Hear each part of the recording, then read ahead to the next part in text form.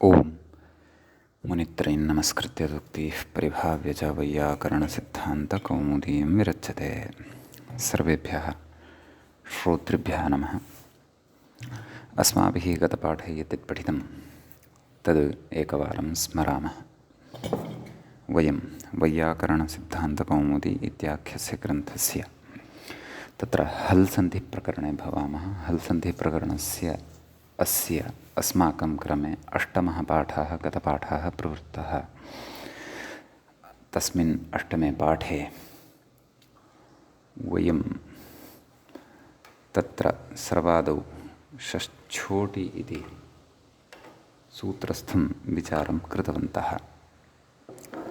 षष्ठ्योटि इत्यत्रापि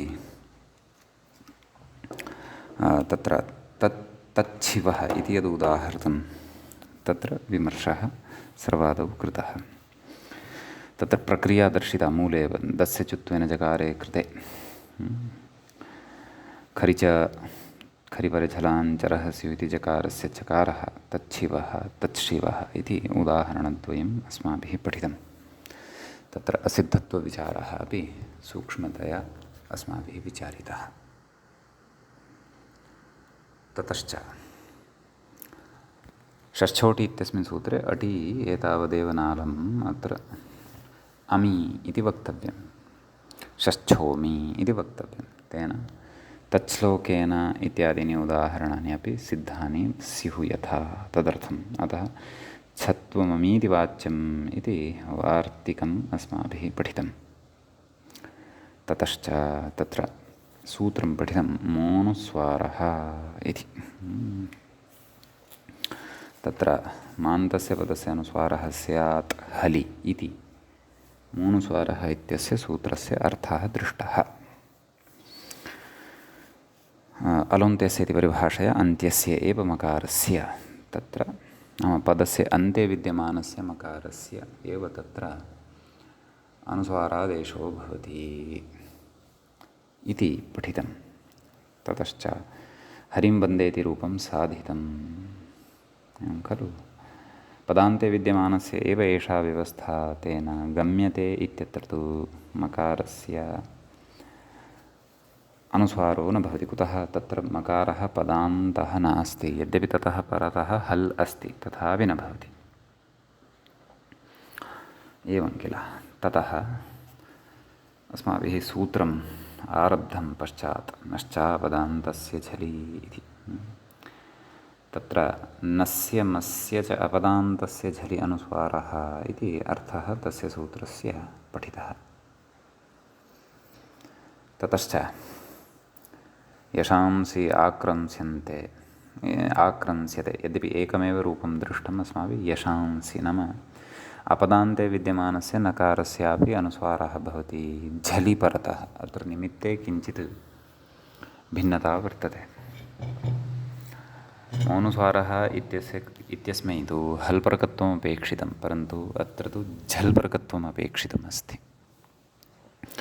अतः प्रकृते यशान्सि इत्यत्र वयं पश्यामः यः नकारः अस्ति सः पदान्तः नास्ति, पदमध्यस्थः वर्तते। ततः परतः झल् प्रत्याहारस्थः वर्णः अपि अस्ति। अतः अस्य न इति वर्णस्य अनुस्वारो भवति यशांसि इति। इदमुदाहरणं गतपाठे दृष्टं। व्याख्यायाः पङ्क्तिः पाठस्य अन्ते एवम् आसीत्। कथं नाम गतपाठस्य अन्ते व्याख्यापङ्क्तिः इत्थम् आसीत्। कथं नपुंसकस्य झलचः इति नुं सान्तमहत इति दीर्घः यशान् सि इति स्थिते नकारस्य अनुस्वारः।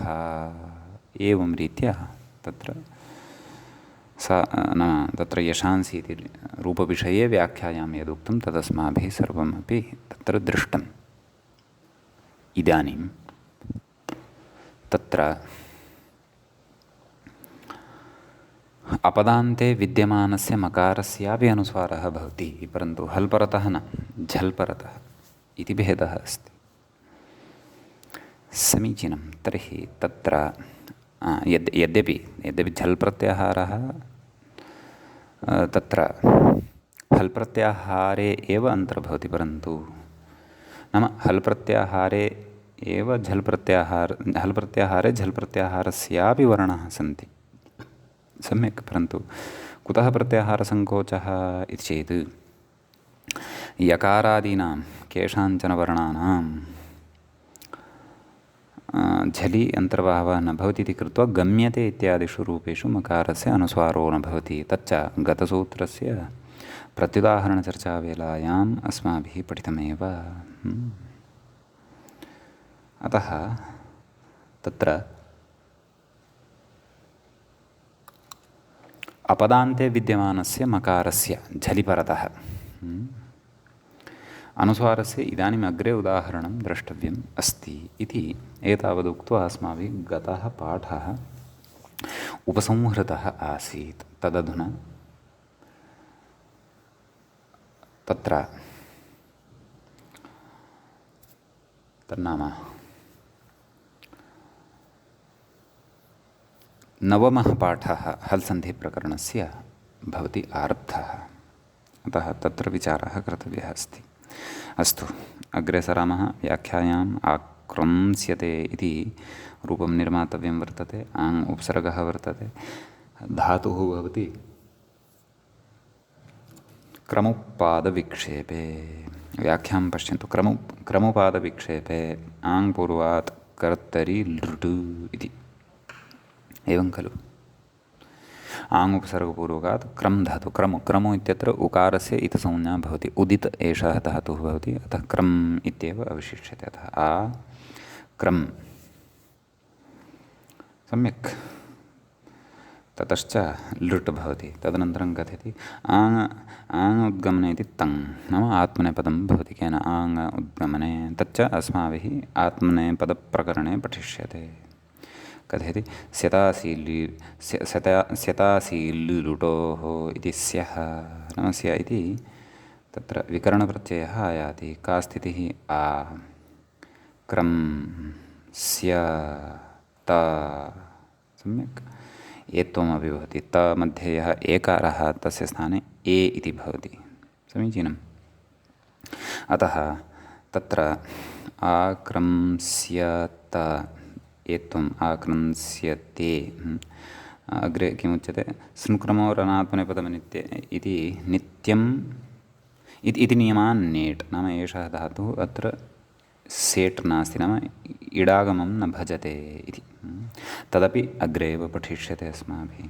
कथयति आक्रंस्यते इति स्थिते मस्य अपदान्तत्वात् पूर्वेण अप्राप्ते वचनम्, एवं खलु। नाम प्रकृते यः मकारः वर्तते स धातोः मकारः वर्तते, किञ्च पदस्य अन्ते नास्ति कथञ्चिदपि। पदस्य अन्तः वर्तते। अन्ते अन्तः, अनयोः भेदः। अथवा पदस्य मध्ये वर्तते, न तु अन्ते वर्तते इति तत्र बुद्धौ स्थापनीयः विषयः। अतः किं भवति चेत् पूर्वेण अनुस्वारः न प्राप्यते। यतः मौनुस्वारः इत्यनेन सूत्रेण तु मान्तस्य पदस्य इत्युच्यते, नाम पदस्य अन्ते एव तत्र अनुस्वारः अपेक्षितः। अत्र तु क्षन्तव्यः, मकारः अपेक्षितः। अत्र तु पदस्य अन्ते मकारः नास्ति, पदस्य मध्ये वर्तते। अतः तत्र पदमध्ये अस्ति इति कृत्वा तत्र मकारस्य अनुस्वारो भवति। अतः केन भवति? नश्चापदान्तस्य झलि इत्यनेन, मौनुस्वारः इत्यनेन न। कुतः? झल् प्रत्याहारस्थः वर्णः परतः वर्तते। कः? स्य इत्यस्य सकारः। अतः आक्रंस्यते इति भवति इति। तदेव कथयति आक्रंस्यते इति स्थिते मस्य अपदान्तत्वात् पूर्वेण अप्राप्ते वचनं। समीचीनं भवतु। इदानीम् अपदान्तस्य मकारस्य अनुस्वारस्य अथवा अनुस्वारविधानस्यापि इदमेकम् उदाहरणम् अस्माभिः दृष्टम्। इदानीम् अग्रे तत्र उच्यते नम्यते। झलि किं नम्यते? तर्हि तत्र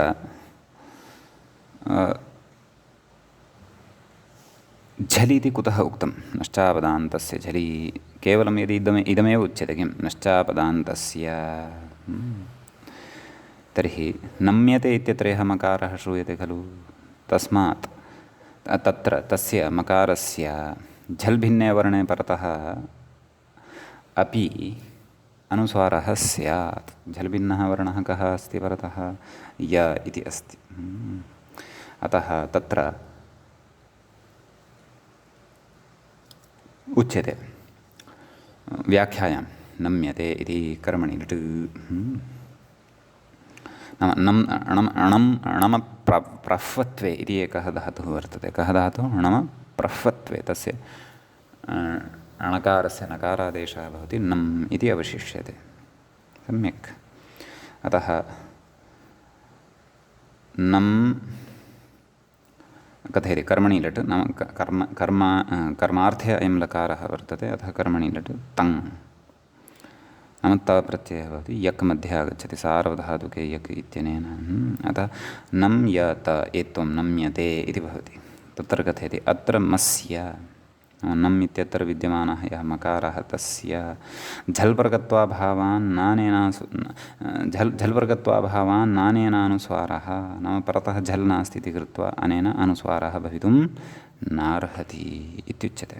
अतः तत्र नम्यते इत्येव प्रयोगः भवति। यदि तु झलि इति नोच्येत तर्हि तु परतः यत्किमपि वा भवतु, हल् भवतु, झल् भवतु, अल् भवतु, स्वरः भवतु, व्यञ्जनं भवतु, यत्किमपि वा भवतु तस्य मकारस्य अनुस्वारः तर्हि भवति स्म। एवं खलु। परन्तु झलि इति उक्ते सति तु मकारात् परतः इदानीं झल् नास्ति इति कृत्वा नम्यते इत्यस्मिन् प्रयोगे मकारस्य अनुस्वारोऽपि न भवति। अन्यथा नञ्यते इति अनिष्टः प्रयोगः भवति स्म। अग्रे कथयति अपदान्तत्वात् चनपूर्वेण नाम मोनुस्वारः इत्यनेनापि न भवति। कुतः? यतः यद्यपि झल्वर्गत्वम् अस्ति परन्तु मकारः पदान्तः नास्ति, अर्थात् पदस्य अन्ते नास्ति इत्युच्यते। अतः प्रकृते मकारः मवर्णः यथा अस्ति सः तथैव श्रूयते। तत्र न किमपि परिवर्तनं भवति इत्यर्थः। एवं किल। अतः नम्यते इति सिद्ध्यति।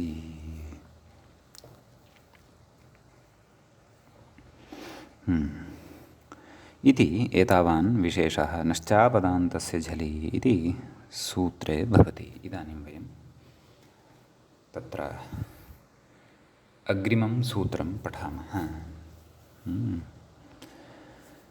इदानीम् अस्माभिः चतुर्थः पादः गन्तव्यः वर्तते अष्टाध्याय्यां। तत्रापि अष्टपञ्चाशं सूत्रं भवति। किम्? अनुस्वारस्य यै परस्सवर्णः इति। तत्र अनुस्वारस्य इति षष्ठीविभक्तेः एकवचनं भवति। यै इति सप्तमीविभक्तेः एकवचनं भवति। परसवर्णः इति च प्रथमाविभक्तेः एकवचनं भवति। समीचीनं। तत्र परसवर्णः अत्र कथं विग्रहः क्रियते? परस्य सवर्णः परसवर्णः षष्ठी तत्पुरुषः। यथा उदस्थास्तम्भोः पूर्वस्य तत्र पूर्वसवर्णः इति अर्थः लभ्यते स्म खलु। अर्थात् पूर्वस्य सवर्णः पूर्वसवर्णः। अत्र परस्य सवर्णः परसवर्णः नाम परतः यः विद्यमानः वर्तते तस्य यः सवर्णः सः अत्र यस्य उच्यते तस्य स्थाने भवति इत्यर्थः। समीचीनम्। एवञ्च पदपरिचयः प्राप्तव्यः। अनुस्वारस्य षष्ठीविभक्तिः अस्ति जानीमः। यै इति यकारान्तस्य सप्तमीविभक्तेः एकवचनं भवति जानीमः। परसवर्णः परसवर्ण इति शब्दस्य पुल्लिङ्गे प्रथमाविभक्तेः एकवचनान्तं रूपं भवति अतः। सम्यक्। तत्र संहितायाम् इत्यस्य अनुवर्तनम् अस्ति। तत्र किं कथयति व्याख्याता इति पश्यामः। कथयति स्पष्टमिति, मूले उक्तं स्पष्टम् इति। कोऽर्थः नाम अनुवर्त्यपदान्तराभावादिति भावः, नाम कस्यापि पदस्य प्रकृते अनुवृत्तिः नास्ति। अतः कस्यापि पदस्य प्रकृते अनुवृत्तिः नास्ति इति कृत्वा प्रकृते किमपि विशेषेण वक्तव्यमिति नास्ति, सूत्रे एव सूत्रार्थः स्पष्टः वर्तते। अथवा सूत्रे विद्यमानानि पदानि दृष्ट्वैव तत्र सूत्रार्थः कर्तुं शक्यते। नाम तथा सरलतया सूत्रं लिखितमस्ति, अयमेव सूत्रार्थः इति चिन्तनीयम्। अनुस्वारः यः वर्तते तस्य स्थाने लिखितं खलु, अनुस्वारस्य यै, नाम यै इति प्रत्याहारस्थः वर्णः यदा परतः भवति तदा तस्य अनुस्वारस्य स्थाने परसवर्णः भवति इति खलु। परसवर्ण नैव परसवर्णादेशः भवति इत्यर्थः इति तत्र सूत्रस्य अर्थः। नाम सूत्रस्य अर्थपूर्णाय अपेक्षितस्य कस्यापि पदस्य अपेक्षा नास्ति यत् पदम् अनुवृत्त्या लभ्यते। अतः एव तत्र अग्रे उच्यते किम्, अनुवर्तनीयपदान्तराभावादिति भावः। नाम किमपि पदम् अत्र अनुवृत्त्या स्वीकर्तव्यम् इति नास्ति इति उच्यते। तर्हि इदमस्ति सूत्रार्थः, अयमस्ति सूत्रार्थः, सूत्रं च दृष्टम्। इदानीम् एकैकं तत्र उदाहरणमपि वयं द्रक्ष्यामः, उदाहरणानि स्वीकरिष्यामः। इदानीम् उदाहरणानि तत्र प्रस्तूयन्ते। तत्र मूले प्रथमम् उदाहरणं दत्तम् अङ्कितः इति, एवं किल। तर्हि तत्र कथयति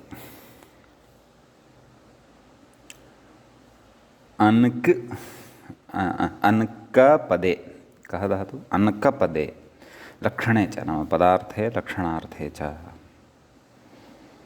इति चुरादौ नोपदः इति। नाम चुरादिगणः अस्ति पाणिनिना रचितः, तस्मिन् गणे अयं धातुः पठ्यते। कः, अनक इति।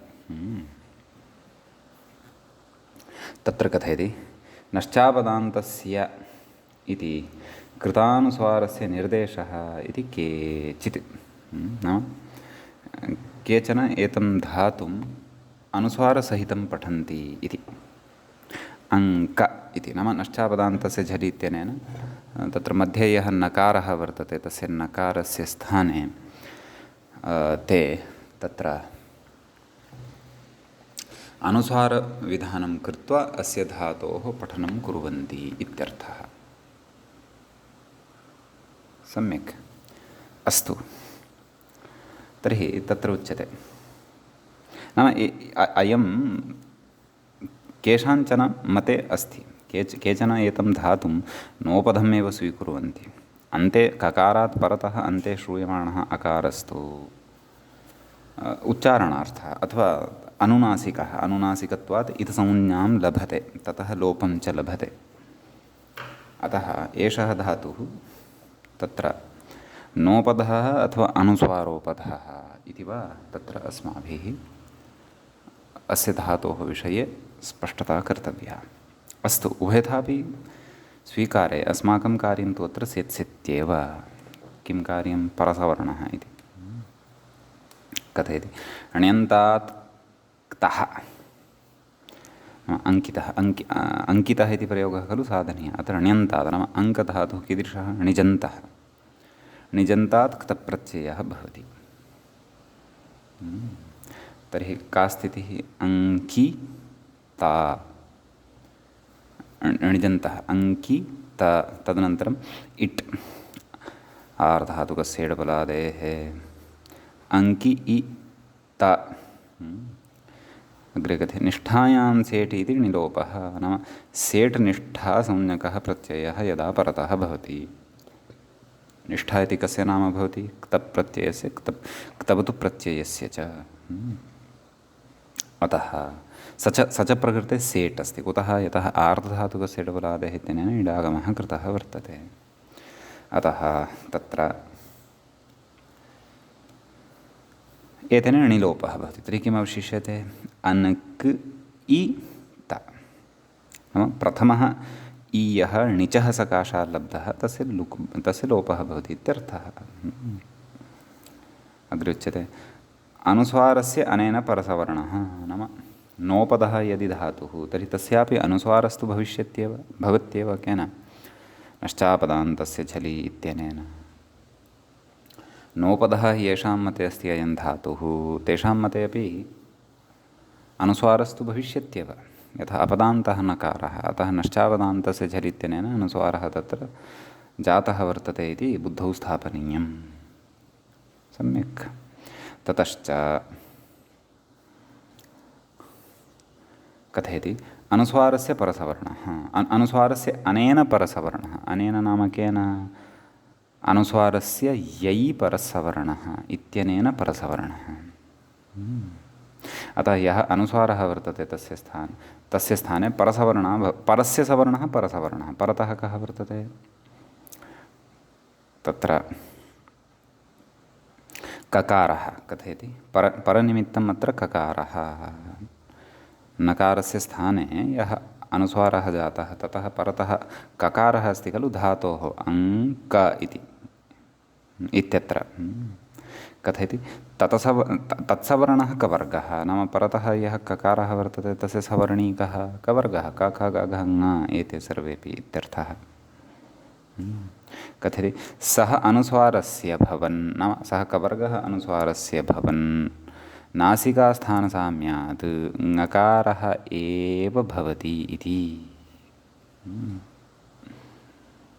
नाम तत्र नासिकास्थानसाम्यात् ङकारः एव भवति।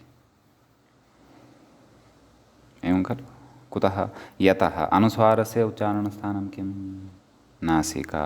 परतः ङकारस्य उच्चारणस्थानं किं? नासिका। अर्थात् ङकारस्य नासिका एव न, परन्तु नासिका अपि इत्यर्थः। अतः उभयोः नासिका उच्चारणस्थानसाम्यात् प्रकृते तत्र ङ वर्णः एव अनुस्वारस्य स्थाने भवति। अतः अङ्कईत अङ्कित इति रूपं सिद्धं भवति। ततः सुप्रत्ययः सस्य रुत्वे विसर्गे सति अङ्कितः इति सिद्ध्यति। एवं खलु इति एकम् उदाहरणं। ततः अन्यदुदाहरणमपि ददाति। अञ्चितः इति कथयति। कथयति अनचु गतिपूजनयोः नोपधः। अत्र धातुः अनचु नाम मध्ये नकारः वर्तते व्यञ्जनरूपः। अतः अयं धातुः नोपधः। नाम उकारस्य तु इति संज्ञा भवति, अतः उदित् अयं धातुः। अतः अनच् इति वस्तुतः धातुः। अतः तत्र यः नकारः तस्य इति संज्ञा। एवं किल? अतः तस्य नकारस्य इति संज्ञया अनुस्वारः लभ्यते। एवं खलु? परन्तु ततः पूर्वं कथयति तस्मात् क्तः। नाम नोपदः यः अनचु इति धातुः तस्मात् क्तप्रत्ययः भवति। का स्थितिः? अनच् त। अग्रे कथयति अञ्चेः पूजायाम् इति इट् नाम इडागमः भवति इति। का स्थितिः जायते? अनच् इ त तत्र उच्यते अग्रे नाञ्चेः पूजायाम् इति निषेधात् अनिदिताम् इति न लोपो न। अनिदितां हरुदाया लोपः इत्यनङि इत्यनेन सूत्रेण नकारस्य लोपः अनुनासिकभूतस्य न भवति इति। नाञ्चेः पूजायाम् इत्यनेन निषिध्यते, अन्यथा नकारलोपः प्राप्यमाणः आसीत्। तर्हि का स्थितिः लब्धः एतावता अनच् ईता इति स्थितिः लब्धा। एवं खलु? यतः क्तप्रत्ययान्तमिदमपि रूपम् इति वयं प्रक्रियां दृष्ट्वा जानन्तः स्मः एव। अग्रे कथयति अत्र नश्चापदान्तस्य इति अनुस्वारस्य परसवर्णो ञकारः इति। सम्यक्।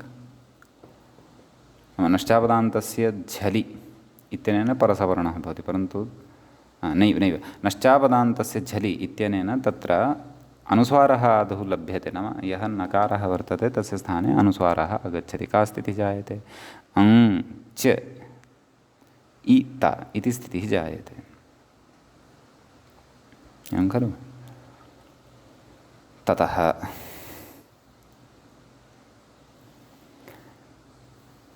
अनुस्वारः यः वर्तते तस्य परसवर्णत्वेन नासिकास्थानसाम्यात् ञकारः एव भवति। यतः परतः कः वर्तते? चकारः वर्तते। अनुस्वारात् परतः चकारः। इदानीं चवर्गस्य सवर्णिनः के? च छ ज झ ञ इति। ततः नाम तेषु चतुर्षु केवलः एकः ञकारः एव अस्य अनुस्वारस्य परसवर्णत्वेन आदेशं प्राप्तुं शक्नोति। कुतः? यतः उभयोः उच्चारणस्थानसाम्यं वर्तते। अनुस्वारः नासिकास्थानीयः, सः ञकारोऽपि नासिकास्थानीयः। अतः अनुस्वारस्य यै परसवर्णः इत्यनेन तत्र परसवर्णे सति ञकारः लभ्यते। अतः तत्र अञ्चितः इति रूपं सिद्धं भवति। इदानीम् आम्, प्रथमम् उदाहरणं यदस्माभिः दृष्टं तत्र अनुस्वारस्य ङकारादेशः दृष्टः। अङ्कितः इत्यत्र अनुस्वारस्य ञकारादेशः परसवर्णत्वेन दृष्टः। इदानीम् अनुस्वारस्य णकारादेशं वयं द्रक्ष्यामः। टवर्गस्थः यः अनुनासिकः ण इति सः अनुस्वारस्य स्थाने भवति। तत्सम्बद्धम् अपि वयम् एकम् उदाहरणम् अधुना पश्येम। तत्र उच्यते किम् उदाह्रियते किं? कुण्ठितः इति। तत्र धातुः कः इति कथयति चेत् कुठिप्रतिघाते इति अस्ति। इदित्वान्नुं नाम कुठिप्रतिघाते इति धातुः वर्तते, सः इदित् वर्तते। अतः इदितोनुं धातोः अनेन सूत्रेण अस्य धातोः नुमागमः भवति। इकारस्तु नैव श्रूयते। कुतः? यतः इतसंज्ञत्वात् तस्य लोपः भवति। एवं किल? अतः इदितोनुं धातोः इत्यनेन नुमागमः कृतः यदि, तर्हि का स्थितिः? कुनठ कुनठ अग्रे कथयति क्तः नाम क्तप्रत्ययः तत्र विधीयते। केन विधीयते? कस्मिन् अर्थे विधीयते? तत्सर्वं वयं कृदन्तेषु पठिष्यामः। अस्तु। इट् का स्थितिः जाता? कुनठ इ त अर्थात् क्तप्रत्ययः विहितः, तस्य आर्धधातुकभूतस्य क्तप्रत्ययस्य इडागमः भवति इत्यर्थः। सम्यक् कथयति। अत्र नश्च इत्यनुस्वारस्य नश्चापदान्तस्य झलि इत्यनेन नकारस्य अनुस्वारः भवति इत्यर्थः। तर्हि का स्थितिः जायते? कण्ठ अनुस्वारः अस्ति एतावत्, क्षन्तव्यः, कुण्ठ नकारस्य अनुस्वारः कृतः, कुण्ठ इ एवं खलु? ता तर्हि कुण्ठ इ कुण्ठ इ त इत्यवस्थायां तत्र कथयन् अस्ति खलु, न? अत्र नश्च इति अनुस्वारस्य परसवर्णो णकारः, न? नकारस्य अनुस्वारः विहितः केन? नश्चापदान्तस्य झलि इत्यनेन। तस्य अनुस्वारस्य परसवर्णत्वेन णकारः भवति। अतः कुतः? यतः अयम् अनुस्वारः नासिकास्थानीयः, अयं णकारोऽपि नासिकास्थानीयः एव। अतः तत्र परसवर्णत्वेन णकारः आगत्य तिष्ठति। तस्मात् कुण्ठ इत कुण्ठित सुप्रत्ययः सस्यरूपत्वे विसर्गे सति कुण्ठितः इति रूपं तत्र सिद्धं भवति। सम्यक् अन्यानि अपि उदाहरणानि अग्रे दृश्यमानानि वर्तन्ते। तत्र अग्रिमम् उदाहरणं भवति, यथा तत्र मूले पश्यन्तु, शान्तः इति। अग्रिमम् उदाहरणं तत्र शान्त इति। किं कथयति अग्रे पश्यन्तु। शम उपशमे इति। अयं धातुः कश्चन उपशमार्थे। तस्मात् धातोः क्तप्रत्ययः शं ता। शम इत्यत्र अकारः अनुनासिकः, अतः तस्य लोपः शं त। ततः एकं सूत्रं वा दान्तशान्त इत्यादि दीर्घं सूत्रमेकं वर्तते। तेन सूत्रेण कथयति इत्यादि निपातनान् नेट्। नाम अस्मिन् सूत्रे शान्तशब्दः निपातितः, अतः निपातनवशात् तस्य इडागमो न भवति। नाम क्तप्रत्ययः अस्ति, तस्य इडागमः न भवति इत्यर्थः। अनुनासिकस्य कुज्झलो इति दीर्घः। अनुनासिकस्य कुज्झलो लोपः किञ्त्यनङि इत्यनेन दीर्घः उच्यते। नाम शम् इत्यत्र यः तत्र षकारात् परतः विद्यमानः यः अकारः, तस्य लोपः तस्य दीर्घः एतेन भवति। अनुनासिकस्य कुज्झलोः इति एतावदेव सूत्रम्। अस्तु, तर्हि का स्थितिः जाता? शामता एवं खलु? तत्र उच्यते अग्रे शामत इत्यवस्थायां नश्च इति मस्यानुस्वारः। नाम नश्च इति कोऽर्थः? अर्थात् नश्चापदान्तस्य झलि इत्यनेन सूत्रेण तस्य अनुस्वारः भवति इति। का स्थितिः? शान्ता। तत्र कथयति तस्य परसवर्णो नकारः। नाम अनुस्वारस्य स्थाने नकारः परसवर्णत्वेन लभ्यते। कुतः? परस्य सवर्णः परसवर्णः इति विग्रहः खलु कृतः। तर्हि परः कः? ता। तस्य सवर्णः अनुनासिकः कः इति चेत् नकारः। तथा दधन् इति सः एव अस्य अनुनासिकस्य अनुस्वारस्य स्थाने आगच्छति। अतः शान्त शान्त सुप्रत्ययः सस्य रुत्वे विसर्गे सति शान्तः इति रूपं तत्र सिद्धं भवति इत्यर्थः। समीचीनम्। अन्यत् एकम् उदाहरणं ददाति। किं? गुम्फितः इति। सम्यक्। तत्र धातुः कः इति चेत् कथयति गुणफ ग्रन्थे। कः धातुः? गुणफ ग्रन्थे द्वितीयान्तः। अर्थात् पवर्गे विद्यमानः यः द्वितीयः वर्णः फकारः, सः द्वितीयः यस्य अन्ते सः तादृशः अयं धातुः भवति गुणफ इति। अतः फकारान्तः अयं धातुः। अकारः तु अनुनासिकः, तस्य इतसंज्ञत्वात् लोपः भवति। सम्यक्। आम्। तत्र अन्यदपि कथयति चतुर्थान्तो वा नोपधः इति। नाम चतुर्थान्तः नोपधः अपि भवितुम् अर्हति। अत्र धातुः सः कः? चतुर्थः वर्णः कः? भकारः। तथा चेत् गुण्भ इति धातुः भवति। द्वितीयान्तश्चेत् कः धातुः? गुण्भ इति भवति। उच्यते क्तः इट्। नाम क्तप्रत्ययः भवति, इट् भवति। का स्थितिः? गुण्भ इ त। अग्रे उच्यते नोपधात् थपान्ताद्वा इति अकित्वपक्षे न लोपो न इति। नाम एतेन अकित्वम् उच्यते।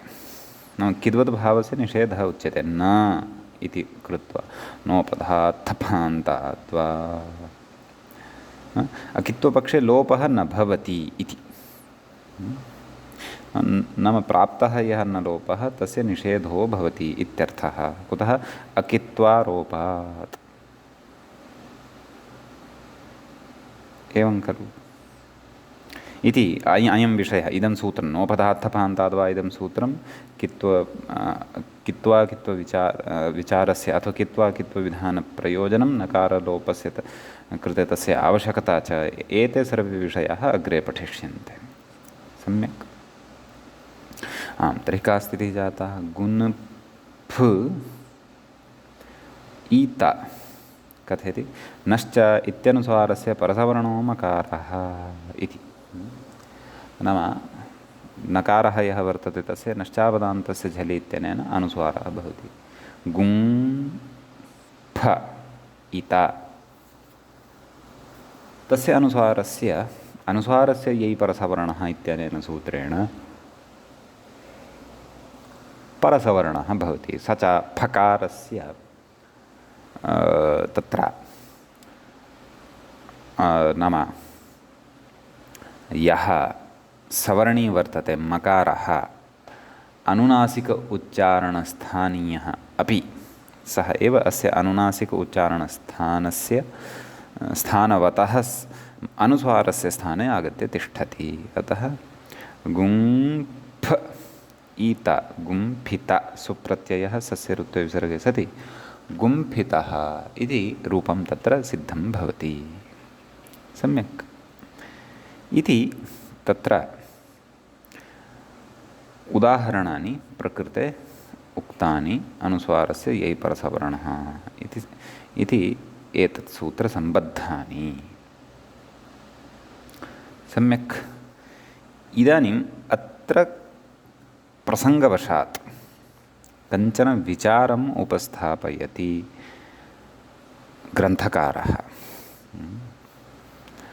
तद् अग्रे वयं तं विचारं मूले अपि पठिष्यामः, परन्तु तस्मिन् विचारे प्रवेशः कथं कर्तव्यः तदर्थम् अवतरणिकाबन्धनपूर्वकम् अस्माकं प्रवेशम् अग्रिमे विचारे कारयन् अस्ति। अग्रिमः विचारः अनुस्वारसम्बद्धः अस्ति। नाम तस्मिन् विचारे अनुस्वारस्य अपि विचारः अस्ति, परसवर्णस्यापि विचारः अस्ति। अतः सः विचारः अत्र उपस्थापितः। परन्तु तस्मिन् विचारे णत्वम् एकं चर्च्यमानं वर्तते, यच्च अस्माभिः एतावता न पठितम्। णत्वस्य आरम्भः तत्र शब्दाधिकारप्रकरणे भविष्यति, परन्तु सद्यः तत् न पठितम् अस्माभिः। परन्तु चिन्ता नास्ति, अस्माकं तत्र सामान्यं वा प्राज्ञानं णत्वविषयकं पूर्वं स्यादेव। नापि अस्ति तथापि तत्र वयं शब्दाधिकारप्रकरणे तस्य स्पष्टतां करिष्यामः एव। भवतु नाम विचारे प्रविशामः। किं कथयति? ननु इत्यतः पश्यन्तु। ननु क्रियधातोर्लट् रूपं किं साधनीयमस्ति अस्माभिः? कुर्वन्ति इति रूपं भवद्भिः श्रुतं स्यात्। तत्र करोतु, तत्र करोति कुरुतः कुर्वन्ति, करोषि कुरुतः कुरुतः, करोमि कुर्वः कुर्मः, एवं भवति खलु। डुक्रियकरणे इति धातुः भवति, तस्य लट्लकारे प्रथमपुरुषे एकवचने इदं क्रियापदं भवति। किं? कुर्वन्ति। तस्य रूपसिद्धिः अस्माभिः सामान्येन अत्र द्रष्टव्या वर्तते। सामान्येन कुतः नाम विशेषेण तु तत्र तिङन्तप्रकरणे द्रक्ष्यते। सद्यः तु सामान्येन तस्य रूपसिद्धिः अस्माभिः बुद्धौ स्थापनीया वर्तते। तत्र कथयति क्रियधातोर्लट् नाम डुक्रियकरणे तस्य तस्य कृ इत्येव अवशिष्यते। ञकारस्यापि इतसंज्ञा भवति हलन्त्यम् इत्यनेन। डु इत्यस्य आदिर् टुडवः इति पठिष्यमाणेन सूत्रेण इतसंज्ञा भवति, कृ इत्येव अवशिष्यते। सम्यक्। कथयति क्रियधातोर्लट् कृ लट्, ततः कथयति झिः तिप्तस्थि सिप्तस्थः इत्यादिना सूत्रेण तत्र झि प्रत्ययः भवति, नाम लटः स्थाने झि इति आदेशः भवति। अतः कृ झि कथयति झोन्तः झोन्तः इत्यनेन सूत्रेण झि इत्यस्मिन् आदेशे यः झकारः वर्तते तस्य अन्त् इति आदेशः भवति। का स्थितिः? जायते इति चेत् कृ अन्त् इ अर्थात् कृ अन्ति इति स्थितिः लभ्यते। तदनन्तरं सूत्रं पठिष्यते अस्माभिः अग्रे। तद् कथयति तनादिकृञ्भ्य उः। नाम एतेन तत्र उः इति विकरणप्रत्ययः भवति। सम्यक्। अतः कृ उ अन्ति सम्यक् धातोः गुणः नाम ऋ इत्यस्य स्थाने गुणः भवति। इगन्तस्य अङ्गस्य गुणः सार्वधातुकार्धधातुकयोः इत्यनेन। अतः स च रपरसन् प्रवर्तते। अतः कथयति अग्रे रपरत्वम् उरण् रपरः इति च सूत्रम् अस्माभिः पठितम् एव वर्तते। अतः कर् उ अन्ति कर उ अन्ति इत्यवस्थायाम् एकं सूत्रम् इतोपि अत उत् सार्वधातुके। एतेन तत्र अतुत् सार्वधातुके इत्यनेन अकारः यः वर्तते तस्य स्थाने उ विधानं क्रियते। सम्यक्। तत्र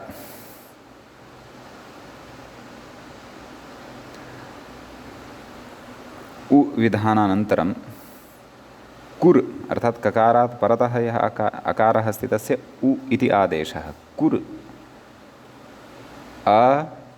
नैव कुर् अन्ति एवं खलु। अत उत सार्वधातुके कुर् अन्ति। ततः अतुत् सार्वधातुके इति किं कथयति? आम् सम्यगेव अस्माभिः प्रक्रिया सम्यगेव उच्यमाना अस्ति। मध्ये विकरणप्रत्ययः अपि स्मर्तव्यः। यथा उ इति विकरणप्रत्ययः कृतः खलु अस्माभिः। तर्हि का स्थितिः? नाम उदादेशात् पूर्वं का स्थितिः आसीत्? कर् उ अन्ति। इदानीं ककारात् परतः यः अकारः तस्य अतुत् सार्वधातुके इत्यनेन उत्वं विहितं। का स्थितिः जाता? कुर् उ अन्ति। सम्यक्। अग्रे कथयति पश्यन्तु उकारस्य यण् नाम विकरणप्रत्ययत्वेन यः उ इति लब्धः तस्य यण् केन इको यणचि। का स्थितिः जाता? कुर् व अन्ति। सम्यक्। अग्रे कथयति नभकृच्छुराम् इति निषेधात् रोरुपधायाः इति दीर्घो न। अर्थात् रोरुपधाया दीर्घ इकः इत्यनेन ककारात् परतः विद्यमानः यः उकारः तस्य दीर्घः प्राप्तः परन्तु सः दीर्घः निषिध्यते केन? नभकृच्छुराम् इत्यनेन। सम्यक्। ततः कुर् व अन्ति मेलनेन कुर्वन्ति इति रूपं सिद्धं भवति। इमानि सर्वाणि सूत्राणि अथवा अस्य सूत्रस्य रूपसिद्धिः विस्तरेण तु तत्र तिङन्तप्रकरणे एव अस्माभिः पठिष्यते। परन्तु प्रकृते अत्र परसवर्णसम्बद्धः अथवा अनुस्वारसम्बद्धः विचारः कश्चन क्रियमाणः वर्तते। तदर्थम् आदौ कुर्वन्ति इत्यस्य रूपसिद्धिः सामान्येन वा अस्माकं संज्ञाने भवतु। सम्यक्। कथयति अग्रे कुर्वन्ति इति रूपं नाम कुर्वन्ति इति रूपम् एवं रीत्या अस्माभिः साधितम्। समीचीनं। कथयति अत्र नाम कुर्वन्ति इत्यत्रापि अन्ति इति भागः यः अस्ति खलु तत्र विशेषेण विचारः अस्ति अस्माकं। कथयति अत्र नकारस्य नश्चापदान्तस्य इत्यनुसारं बाधित्वा नाम कुर्वन्ति इत्यत्र मध्ये नकारं खलु भवन्तः पश्यन्ति। सः नकारः तत्र अपदान्तः वर्तते। पदस्य अन्ते नास्ति। एवं किल? पदस्य अन्ते यदि नास्ति तर्हि नश्चापदान्तस्य झलि इति यत् सूत्रम् अस्माभिः पठितं येन उच्यते नस्य मस्य च अपदान्तस्य अनुस्वारः भवति झलि परतः। अतः कुर्वन्ति इत्यत्र पश्यन्तु नकारः अपदान्तः अस्ति। ततः परतः झल् वर्णः अपि अस्ति, सः कः? त इति। एवं खलु? अतः तादृशे झलि परतः तत्र नश्चापदान्तस्य झलि इत्यनेन अनुस्वारः प्राप्तः, परन्तु तं बाधित्वा किमुच्यते? इत्यनुसारं बाधित्वा परत्वात् रसाभ्याम् इति णत्वं स्यात्। एवं खलु? रसाभ्यां नोनः समानपदे इति सूत्रमेकं पठिष्यते। यद्यपि तत्र रसाभ्यां नोणः समानपदे इत्यनेन सूत्रेण प्रकृते णत्वं न भवति। णत्वं तु अत्र अट्कुवाङ्नुं व्यवायेपि इत्यनेन सूत्रेण वक्तव्यं, परन्तु अट्कुवाङ्नुं व्यवायेपि इत्यत्र अपि रसाभ्यां नोणः समानपदे इत्यस्मात् सूत्रात् रसाभ्यां नोणः इति एतावत् सूत्रं तु अनुवर्तते एव। तस्य अनुवृत्तिः तु ततः आयाति एव। सम्यक्। अतः सद्यः न तु रसाभ्याम् इति सूत्रं पठितमस्ति अस्माभिः, न च अट्कुवाङ्नुम् इति सूत्रं पठितम् अस्ति। अतः सामान्येन अत्र कथयन् अस्ति रसाभ्याम् इति। अर्थात् रसाभ्याम् इति अट्कुवाङ्नुम् इत्यत्रापि अनुवर्तते, अतः अविशेषेण कथयति रसाभ्याम् इति, नाम तेन अत्र णत्वं भवति इति। तच्च सूत्रं कुत्र वर्तते? न णत्वं भवति, णत्वं स्यात् इति कथयति, नाम णत्वं भवेत् इति। तर्हि इदानीम् अग्रिमः विचारः मन्दं मन्दम् अस्माभिः एषः प्रवेश्यमानः वर्तते। अतः यानि यानि सूत्राणि व्याख्यात्रा चर्च्यमानानि सन्ति तानि तानि सूत्राणि अष्टाध्याय्यां क्व वर्तन्ते तत् सम्यक्तया वयं बुद्धौ स्थापयामः अथवा टिप्पणीपुस्तिकायां विलिख्य स्थापयामः पुरतः। तेन स्पष्टता भविष्यति।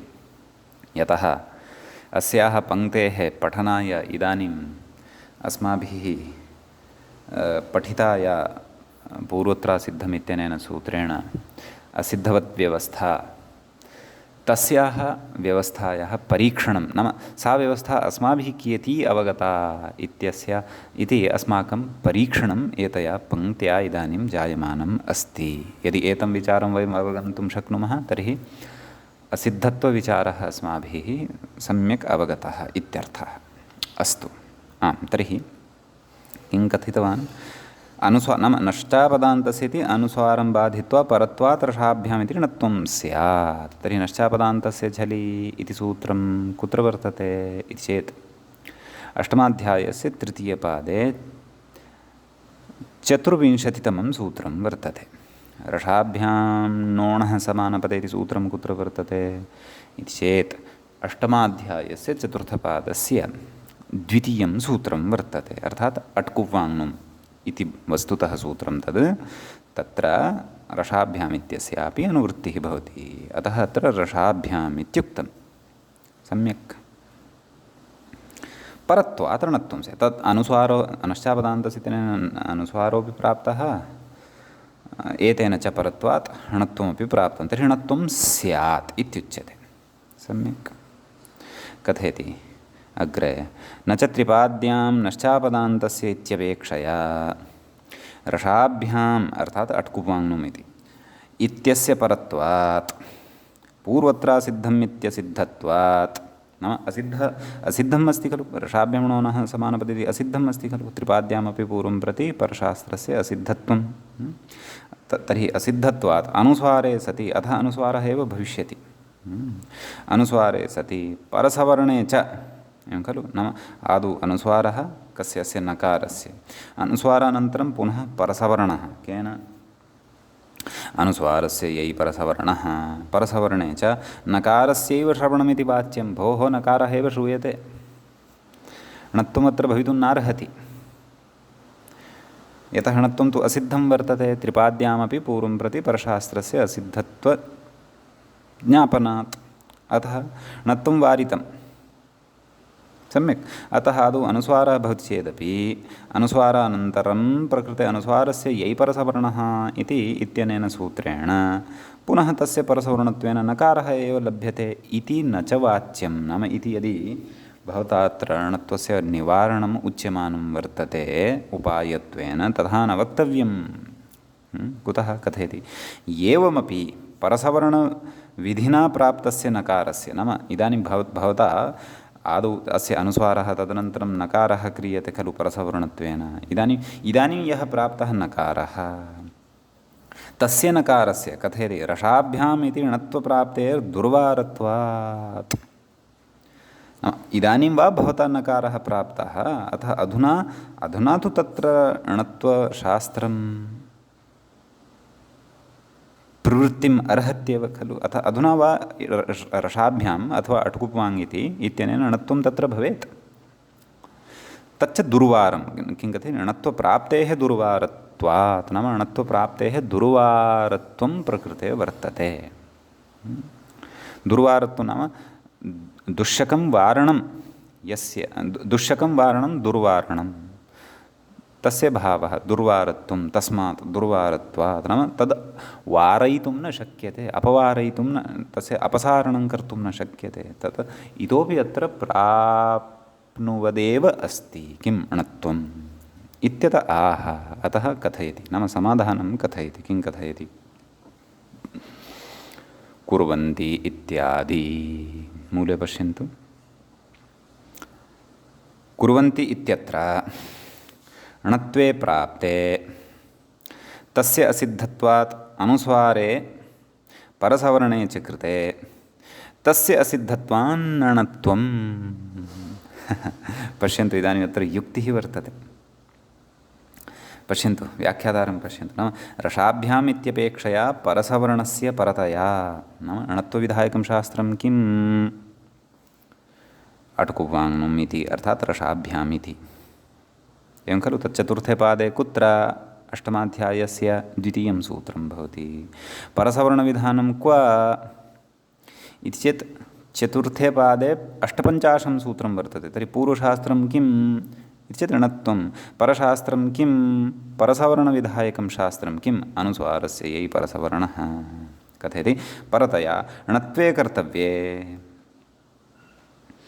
अनुस्वारस्थानिकपरसवर्णस्य नकारस्य असिद्धत्वान् णत्वमिति भावः। अत्र कथयामि। नाम णत्वं खलु भवान् कर्तुमिच्छति अत्र नकारस्य। अयं नकारः कुतः आगतः, कस्य स्थाने आगतः इति वदतु। इति चेत् अनुस्वारस्य स्थाने आगतः। केन? परसवर्णविधिना। परसवर्णविधिः कः इति चेत् अनुस्वारस्य यै परसवर्णः इति परसवर्णविधिः। सः त्रिपाद्यां णत्वापेक्षया पूर्वः वा परः वा इति चेत् परः। तर्हि त्रिपाद्यां पूर्वं प्रति परशास्त्रस्य सिद्धत्वं भवति वा असिद्धत्वं भवति इति चेत् असिद्धत्वं भवति। तर्हि णत्वदृष्ट्या तत्र नकारः अस्ति वा नकारः अस्ति वा अथवा न इति चेत् णत्वं तु पूर्वशास्त्रं वर्तते त्रिपाद्याम्। अतः तत् अनुस्वारस्य यै परसवर्णः इत्यनेन विहितं नकारमेव न जानाति। सः तु अनुस्वारमेव पश्यति। यश्च अनुस्वारः नश्चापदान्तस्य झल् इत्यनेन विहितः वर्तते, सः तु सिद्धः, सः तु तद्दृष्टौ सिद्धः। कुतः? यतः सः तृतीयपादस्य विषयः अस्ति। परसवर्णस्तु चतुर्थपादस्य अष्टपञ्चाशत्तमं सूत्रं वर्तते, येन परसवर्णः विधीयते। अतः अत्र णत्वदृष्टौ परसवर्णत्वेन लब्धः नकारः एव नास्ति, तद्दृष्टौ तु अनुस्वारः एव अस्ति। नकारः एव नास्ति, तर्हि तस्य णत्वं कथं वा भवतु? सः नकारः नकारवदेव स्थास्यति। अतः कुर्वन्ति इत्येव प्रयोगः तत्र कर्तव्यः इत्युच्यते। तर्हि भवन्तः पश्यन्तु, महर्षेः पाणिनेः प्रज्ञाकौशलं सः एकेन असिद्धत्वविचारेण कियत्सु असङ्ख्याकेषु शब्देषु सः तत्र शब्दानाम् अनुशासनं कृतवान्। तस्य अनितरसाधारणं बुद्धिसामर्थ्यं एवं रीत्या विज्ञाय कश्चन रोमाञ्च इव, नाम रोमहर्ष इव अन्तः जायते यदि तस्य एतां व्यवस्थां वयम् अवगच्छामः, तदीयं हृदयं वयं गृह्णीमः तर्हि। एवं किल? तर्हि एतावान् विशेषः अत्र प्रसङ्गे वर्तते। अत्र अपठितः विषयः एकः एव, नाम एतद् ग्रन्थानुसारेण एतद् ग्रन्थक्रमानुरोधेन अपठितः विषयः तावत् अयमेव, इदम् णत्वमेव। अन्यत्तु सर्वं प्रकृते पठ्यमानमेव अस्ति, अनुस्वारविधानं परसवर्णत्वविधानञ्च। अतः अनुस्वारपरसवर्णयोः प्रसङ्गवशादयं विषयः अत्र उपात्तः, नाम स्वीकृतः, समीचीनं विचारणाय इति। एतावान् विशेषः तत्र अनुस्वारस्य यै परसवर्णः इति सूत्रगतः विद्यते। सम्यक्। इदानीं परसवर्णस्य विकल्पविधिः पठनीयः अस्ति। तदर्थम् अग्रिमं सूत्रं पठनीयम्। सूत्रम् एवं भवति, वा पदान्तस्य इति। तत्र प्रथमं पदं भवति वा इति, अव्ययपदं भवति। अपि च पदान्तस्य इति, पदान्त इति शब्दस्य षष्ठीविभक्तेः एकवचनं भवति।